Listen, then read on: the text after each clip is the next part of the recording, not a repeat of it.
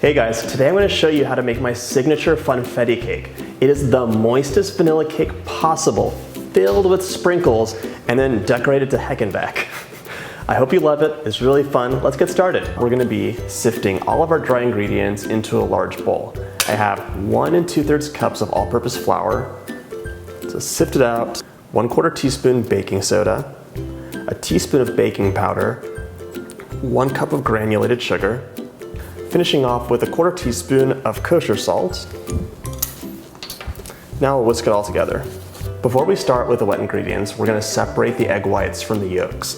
We're not going to use the yolks this time just because they're a little bit more yellow than I'd like, and I want to keep that cake nice and bright and white. Into my bowl, 3 egg whites at room temperature, 1/2 cup of sour cream at room temperature, 1/2 cup of milk. I actually like to use warm milk for this. 3 teaspoons of vanilla extract. Now let's give it a whisk before we add our next ingredient in.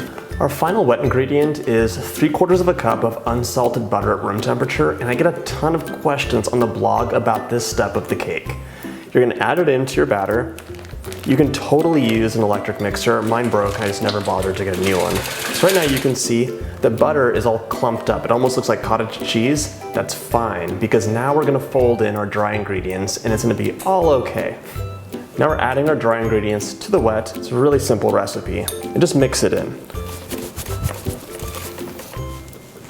Now it's time for our sprinkles. I'm so excited about this step. Don't even ask me why. You don't want to use non-pareils, I don't know how you say it, but those little dots, because they dissolve instantly. So you're gonna have like very streaky, rainbow, muddy looking cake.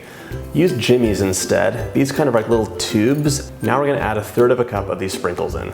Then you don't want to overmix it because they can dissolve a bit if you agitate them a bunch. This recipe makes just enough batter for 3 6-inch pans. I love this size because I don't overeat, basically. I'm surrounded by cake all day, so this is the perfect size for a small family to like nibble on cake and be totally pleased. If you want to use a 9-inch pan, go ahead and triple the recipe. Okay, we're gonna butter our pans now and then flour them to prep them for the batter. Add in a couple tablespoons of flour and then move it around and tap out any excess. Final step before adding these guys into the oven is baking strips. These are just wet fabric strips that I'm gonna add to the edge of the pan, and they're basically gonna slow the cooking down on the outside so it's an even bake, which means a flat top and no burnt edges. They're really like magic. I highly suggest them. I'm gonna distribute my batter into the 3 pans, and I do use a kitchen scale just to make sure the levels are really gonna be exactly the same. Now I'm gonna pop these guys into the oven at 340 degrees Fahrenheit for about ½ an hour, or until the centers are set and the edges are just pulling away from the pan. That's when you know they're ready to pop out. I'm filling the cake with a really simple vanilla buttercream, and it's gonna be kind of thick because you want the cake to stand up. A lot of people make the mistake of using a really soft buttercream for the filling, and then the cake loses its stability as it comes to room temperature. You don't want your cake to start leaning or collapsing, so err on the side of thicker buttercream for the middle.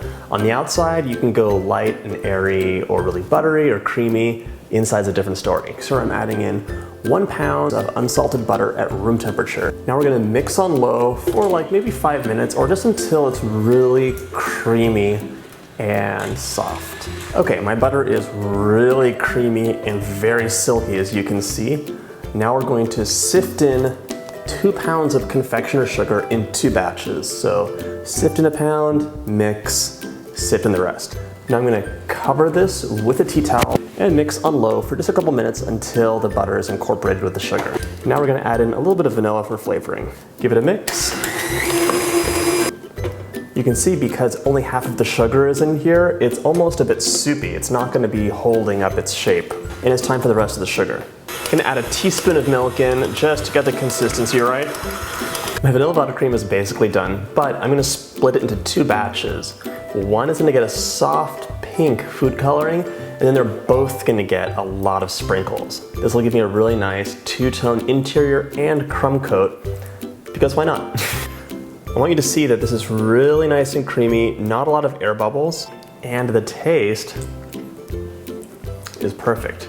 You can estimate, you don't have to take exactly half for each. I can use my spatula to mix the color in and adjust as needed. You can see that 1 drop is totally Totally enough color. All right, now I'm gonna add in 1/4 cup of sprinkles to each batch and mix it up. Now just fold those sprinkles in. I want to show you why I love sprinkles and buttercream. As you scrape when you're decorating the cake, the sprinkles become exposed and it's like a beautiful rainbow. You're going to repeat the same steps for the white batch, and I said 1/4 cup, but you could totally add in a little bit extra if you want. So let's add those in. Now we're going to fold in again and watch the magic happen. The cake layers are done, and so is the buttercream for the filling and crumb coat.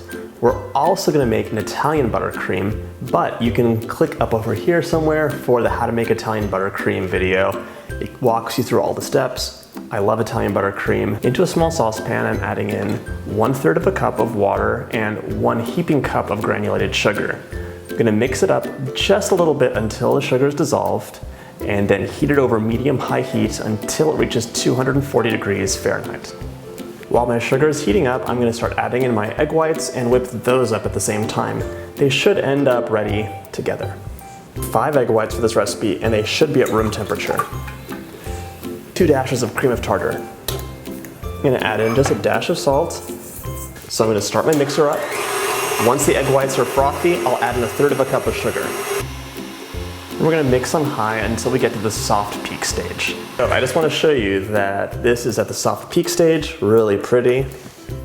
Look at that.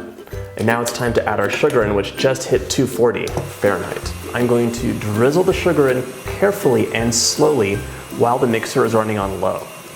Then we're gonna mix it until it reaches room temperature, which could last 15 minutes. You can always pack the sides with ice to speed things along.